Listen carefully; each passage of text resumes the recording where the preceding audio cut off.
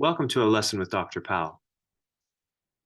Let's take a look at a proof that both of these sets, so the set A, which consists of integers of the form 2k, where k is another integer here, or set B of integers that look like this, 2k plus 4, where k is some integer, actually both are the exact same set, and both describe what we define to be the even numbers. Okay, so to show that defining even numbers as being the set A or defining even numbers as being the set B, to show that those two definitions are consistent and are the same amounts to just showing that these two sets are the same. Now, to show that two sets are the same, or that the idea of being in here is logically equivalent to the idea of being in here, so being in the set A is logically equivalent to being in the set B, in order to show that, what we do is we show that the criterion for being in A implies this criterion, and the criterion for being in B implies the other criteria. It's kind of like saying if X is in A, then that should imply that X is in B. And we should also have something going the other way. If X is in B, we need to show that that means that X is in A. If we show in both directions, then we have shown the logical equivalence of these two, that they're the exact same set, and that the definition of an even number being defined this way or this way, that those two definitions would be consistent. Okay, so let's go for it and see what we can do. So first, let's assume that X is in A.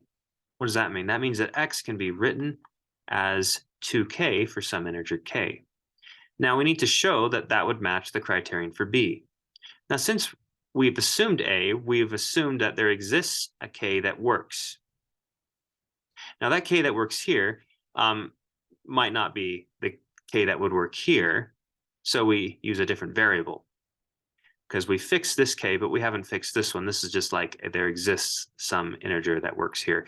So in this particular case, we could say what we want to show is, so we assume this, where k is an integer and fixed, and we want to show that x equals 2j plus 4. Notice how we switched the k for another variable here.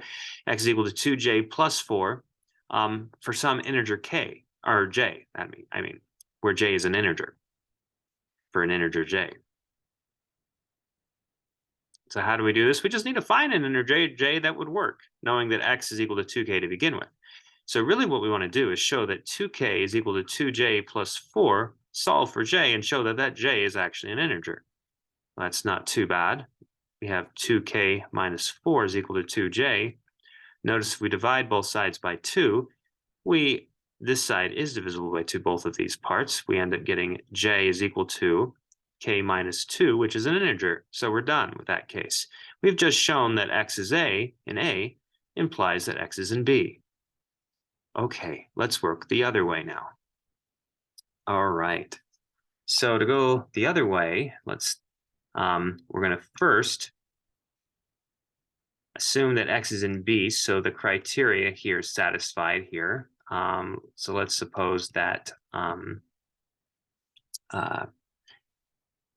for the sake of just being consistent with terminology, I'll just use a j here. It doesn't really matter what you use.